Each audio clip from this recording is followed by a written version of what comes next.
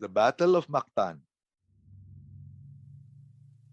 Seeking to prove the military might of Spain and impress Raja Humabon of Cebu, Ferdinand Magellan battled the local chieftain Lapu-Lapu. The people of Mactan emerged victorious because of their strength in numbers and familiarity with the island's topography. As seen in this diorama, the shallow waters of the beaches of Mactan made the durable but heavy armor of the Europeans a boon to the locals during battle. The incoming Spaniards were burdened by the protective gear as they waded to the shore, while the lightly clad locals moved with greater ease. Magellan's death forced the expedition to flee the archipelago.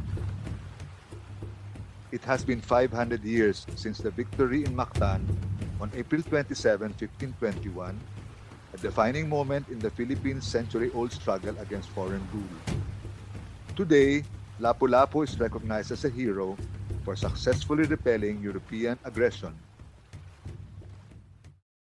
Legazpi-Sikatuna Blood Compact.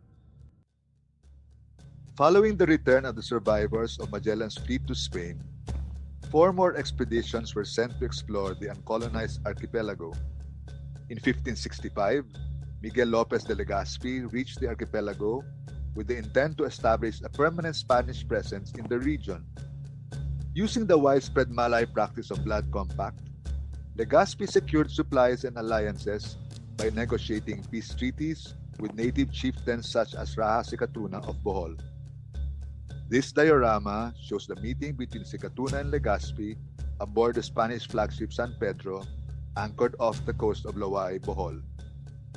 Through alliances such as these, Legazpi was able to play different chieftains against each other, facilitating the conquest of the islands that eventually became collectively known as the Philippines, named after the Spanish king. Canon making. Hearing of a wealthy settlement on the island of Luzon, Legazpi dispatched Martin de Goiti to investigate. De Goiti reached Manila and began negotiations with Raja Soliman, but the talks fell through. When the Spaniards embarked on the conquest of the islands, they assumed their weapons were far superior to those of the local population. The Spaniards were thus surprised to be met in an artillery duel during the siege of Manila. Investigation of the captured fortress of Suliman showed a local foundry. This diorama is a dramatization of Raja Suliman boasting of his armory to a Spanish envoy before the outbreak of hostilities.